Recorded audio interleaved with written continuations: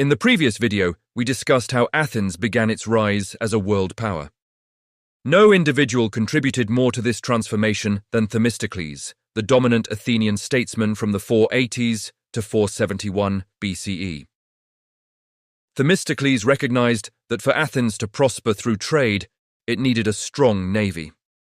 Under his leadership, Athens built a fleet of roughly 200 warships, the largest naval force in the Greek world. This naval strength proved essential during the series of major conflicts that erupted after 500 BCE between the Greek city-states and the Persian Empire. Beginning around 550 BCE, Persia expanded rapidly, conquering most of the Near East, including the Ionian Greek cities along the coast of Asia Minor, modern-day Turkey. These Ionian Greeks, resentful of Persian rule, launched the Ionian Revolt. Although Athens offered only limited support, their involvement enraged Persia. In retaliation, the Persians launched a punitive expedition against Athens in 490 BCE. To the shock of the ancient world, the Athenians defeated the invaders at the Battle of Marathon. Instead of discouraging Persia, this defeat only increased their determination. Having subdued great civilizations of the East, they were not about to accept defeat at the hands of a relatively small polis. For various logistical reasons, Persia could not return to attack mainland Greece until 480 BCE. But when they did, their invasion was overwhelming. A fleet of 800 ships and an army of around 180,000 men, the largest military force the world had seen to that point. Many Greek city-states surrendered immediately. Only a small group, led by Athens and Sparta, chose to resist. The Greeks had only about 50,000 soldiers and a fleet of 354 ships. They suffered several setbacks. Athens itself was captured and burned. The famous stand at Thermopylae resulted in heroic defeat, yet the Greeks ultimately prevailed.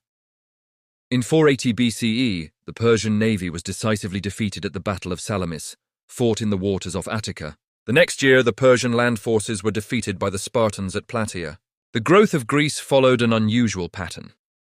Around 600 BCE, Athens lagged far behind other city-states in power, wealth, and political organization. But by the 400s BCE, Athens had become the leading polis in Greece.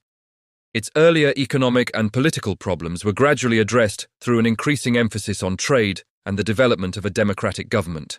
The victories in the Persian Wars reinforced Athenian confidence in their political system. While many Greek states contributed to the war effort, Sparta providing the bulk of the land forces, Athenians believed correctly that their navy had been decisive. Without the Athenian fleet, the Greeks would not have won at sea, and likely would not have won the war at all. This sense of accomplishment strengthened their pride in their democratic institutions. Although the Persians withdrew from mainland Greece after 479 BCE, the threat was not eliminated.